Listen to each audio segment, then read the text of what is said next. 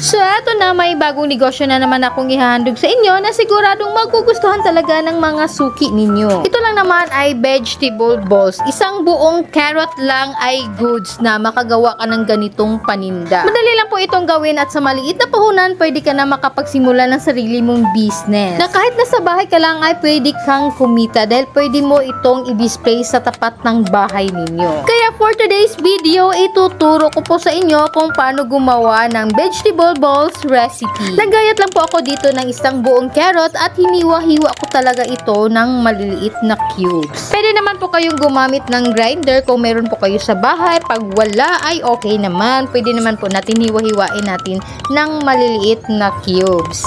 At pagkatapos pong mahiwa ang ating carrot, ihanda na naman po natin yung ating mixing bowl.